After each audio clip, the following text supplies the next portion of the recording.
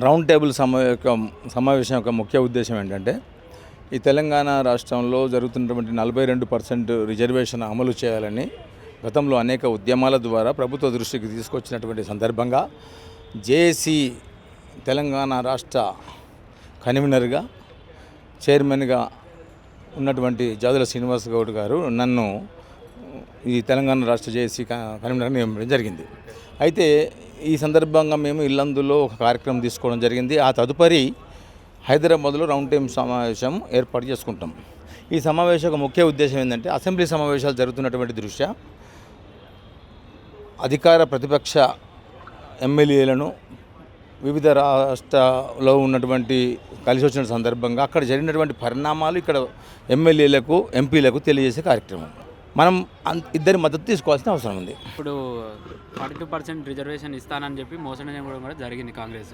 So ఎలక్షన్లు పెట్టిన తర్వాత కూడా ఇస్తాను, గ్రామీణ ఎలక్షన్లు కూడా సర్పంచ్ ఎలక్షన్లు కూడా అయిపోవడం జరిగింది. ఇప్పుడు జెడ్పీటీసీ ఎంపీటీసీల ఎలక్షన్లు కూడా పెడుతున్నారు. సో దానిపైన మీరేమంటారు? వాస్తవానికి ఉమ్మడి ఆంధ్రప్రదేశ్గా ఉన్నటువంటి సందర్భంలో బీసీలు, ఎస్సీలు, ఎస్టీలు కాంగ్రెస్ పక్షాన ఉన్నటువంటి సందర్భంగా ఎన్టీ రామారావు తెలుగుదేశం పార్టీ పెట్టిన తదనంతరము రెడ్డిలను అగ్రవర్ణాలను ఎదుర్కోవాలంటే కమ్మ వాళ్ళకు ఉన్నటువంటి పర్సంటేజ్ తక్కువ కాబట్టి వారికి మద్దతు కోసము బీసీలకు మద్దతుగా పలికి వాళ్ళు మనకు అనేక పదవులు కూడా ఇచ్చినటువంటి విషయంగా వాళ్ళు అధికారంలోకి రావడం జరిగింది.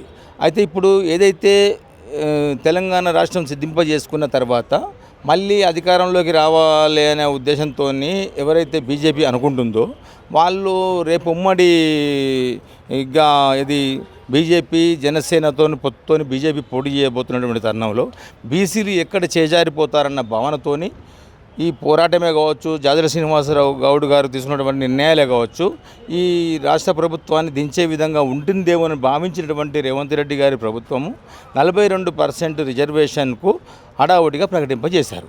ఆ తర్వాత కేసులు కూడా వేయడం జరిగింది వారి సంబంధించినటువంటి వ్యక్తులు.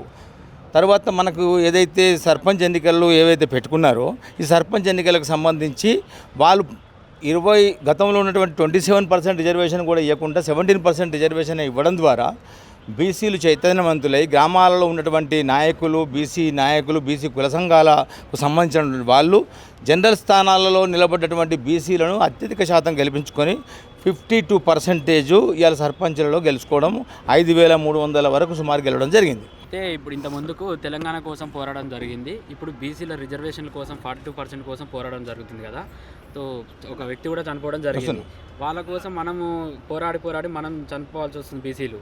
సో దానికి ఇప్పుడు మేము బీసీ జేఏసీ తీసుకున్నటువంటి నిర్ణయాల మేరకు అధికారంలోకి వచ్చి కూడా 2 సంవత్సరాలు అవుతుంది కాంగ్రెస్ పార్టీ. ఇప్పటికి దానిపైన ఎలాంటి చలనం లేకుండా వాళ్ళ పార్టీకి వాళ్ళు చేసుకుంటూ వెళ్ళిపోతుంది. ఏ నాయకులు బీసీకి సంఘాలకు సంబంధించిన నాయకులు చనిపోవాల్సిన అవసరం లేదు. చనిపోయిన వాళ్ళకు ఇప్పటివరకు ఏ కుటుంబాలు బాగుపడలేదు.